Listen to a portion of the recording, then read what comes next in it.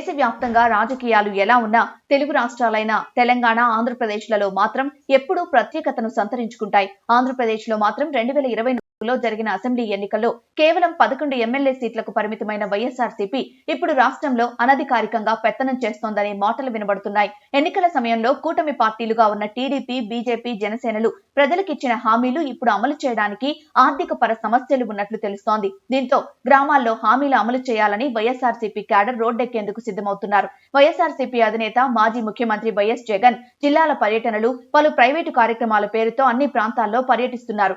ఈ పర్యటనలో జగన్ వెంట వేలాది మంది ప్రజలు వెంట వస్తుండడం కూడా ఆశ్చర్యం కలిగిస్తోంది.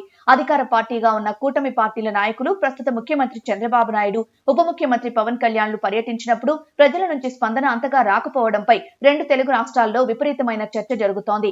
అదేవిధంగా మెడికల్ కాలేజీల విషయంలో, నూతన జిల్లాల ఏర్పాటు విషయంలో ఏపీ ప్రభుత్వం ప్రజల్లో తీవ్ర స్థాయిలో బదనామైనట్లు తెలుస్తోంది. మొదటి నుంచి అవమానాలు, కేసులతో పోరాటం చేసి ప్రజా నాయకుడిగా ఎదిగి పాదయాత్ర ద్వారా ప్రజల మనస్సు గెలిచిన నాయకుడిగా పేరున్న వైఎస్ జగన్ ఇప్పుడు ఆయన రాజకీయ చాణక్యతను ప్రదర్శిస్తూ ప్రజల్లోకి వెళ్తున్నారు. అందుకు అనుగుణంగా ప్రత్యేక వ్యూహాలు రచిస్తూ ప్రస్తుత కూటమి ప్రభుత్వాన్ని ప్రతి సందర్భంలో డిఫెన్స్ లో పడేస్తున్నారనే అభిప్రాయాలు వ్యక్తమవుతున్నాయి. వైఎస్ జగన్ కు తోడుగా ఆయన పార్టీ నాయకులు, కార్యకర్తలు, సోషల్ మీడియా సైన్యం ఉవ్వెత్తున కూటమి ప్రభుత్వాన్ని పలు సమస్యలపై నిలదీస్తూ కార్నర్ చేస్తున్నట్లు తెలుస్తోంది.